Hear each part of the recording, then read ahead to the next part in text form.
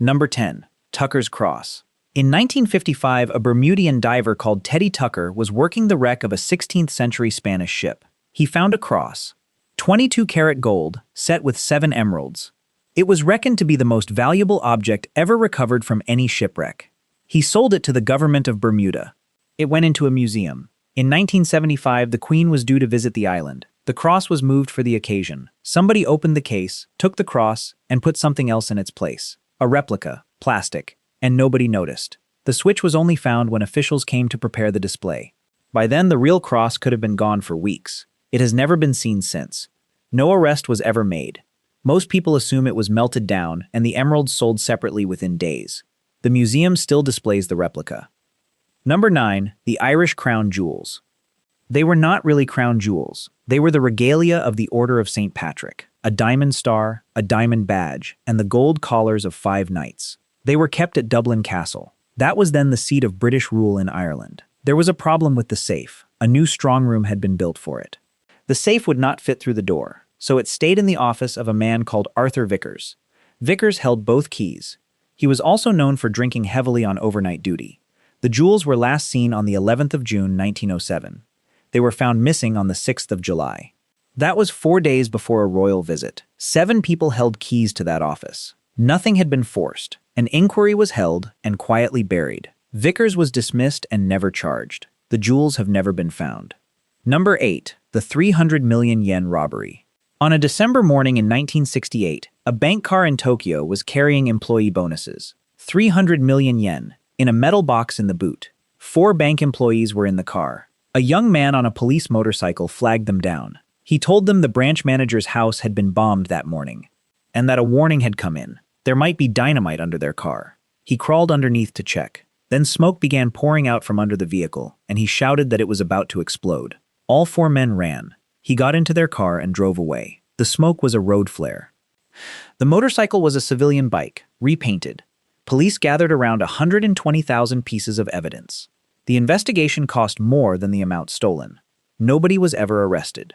Number 7. The Great Plymouth Mail Truck Robbery. In August 1962, a United States mail truck was carrying $1.5 million in used notes. It was running from Cape Cod to the Federal Reserve in Boston. Used notes means unmarked and untraceable. On a quiet stretch of road, the driver saw a detour sign. A man in uniform was waving him down. He was not a highway worker. He was not a police officer either. The 2 guards were tied, gagged, and blindfolded within seconds. The robbers took the truck, unloaded it, and abandoned it. It was the largest cash robbery in American history at the time, and the guards could never say how many people were involved. 5 people were eventually charged. 1 vanished before the trial began. The other 4 were acquitted of everything. Not $1 was ever recovered. Number 6. Caravaggio's Nativity. In October 1969, 2 men climbed into an oratory in Palermo, Sicily. Above the altar hung a Caravaggio, the Nativity with St. Francis and St. Lawrence, painted in 1609 and around 3 meters tall. They cut it out of its frame with blades and rolled it up. That alone tells you they were not art specialists. Rolling a canvas of that age damages it badly. Italian investigators have chased it for 56 years. Mafia informants have given evidence about it repeatedly, and the accounts contradict each other. One says it was hung on the wall at mob meetings as a trophy. One says it was hidden in a farm building and destroyed by animals. One says it burned. Another says it was lost in an earthquake. Investigators followed a tip to Switzerland only a few years ago. Nothing. A copy hangs in its place today. Number 5. The Carlton, 1994. The Carlton Hotel sits on the seafront at Cannes. In August 1994, 3 men walked into its jewelry boutique carrying automatic weapons. They opened fire, sweeping the room. Staff and customers went to the floor. The men emptied the display cases of jewelry and loose stones worth close to $50 million. Then they walked out and disappeared. Nobody was hit. And when investigators examined the room afterwards, they found something strange. There were no bullet holes anywhere. None in the walls, none in the ceiling, none in the glass. The weapons had been loaded with blanks. The entire robbery had been carried out with guns that could not fire a single round. Nobody was ever arrested. Nothing was ever recovered. And the boutique reopened within days. Number 4. The Carlton, 2013. 19 years later, the same hotel. In July 2013, the Carlton was hosting a temporary exhibition of jewelry. The pieces on display were valued at around $136 million. There were security guards in the room. A single man walked in through a side entrance with his face covered. He was carrying a handgun. He did not speak to anybody. He filled a bag with the contents of the cases, walked back out, and was gone. The whole thing took about a minute. 1 man, 1 minute, $136 million. He was never identified. Not a single piece was ever recovered. It remains one of the largest jewel robberies ever committed, and nobody knows who did it. Not his name, not how he got in, not where a single stone went. Number 3. The British Bank of the Middle East. In January 1976, Beirut was in the second year of a civil war. Militia had taken control of the banking district, and there was no functioning police force in the city. A group of men blew a hole through the wall of a church. That church shared a wall with the British Bank of the Middle East. They went through the hole and into the bank. The vault itself was beyond them. So, according to most accounts, they brought in professional safecrackers. It reportedly took 2 days to open. They took gold bullion and cash, shares, and the contents of the safety deposit boxes. Estimates of the value vary enormously, from $20 million up to 50.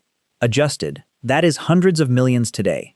For years, it was listed as the largest bank robbery in history. Nobody was ever charged.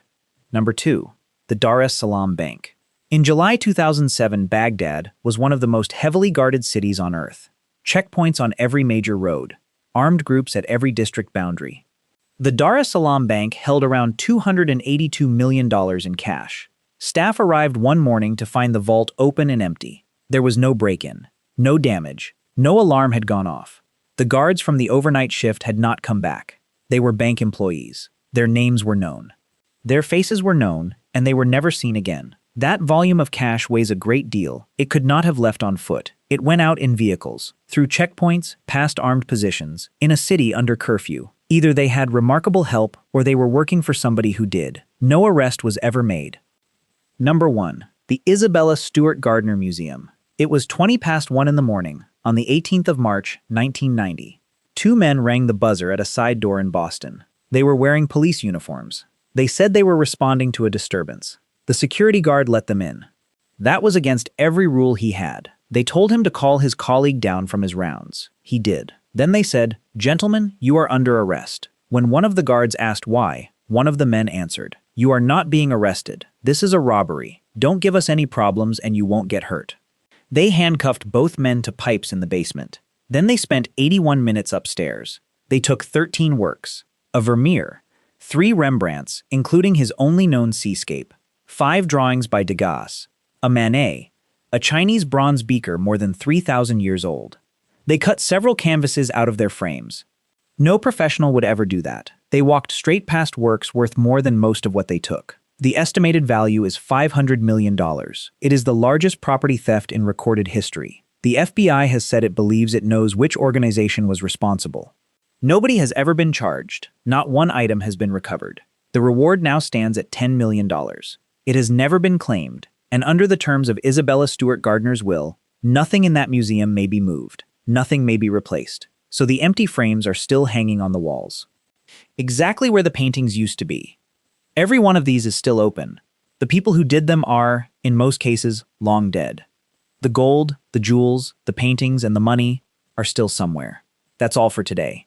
I'll be making more of these. Subscribe if you want them.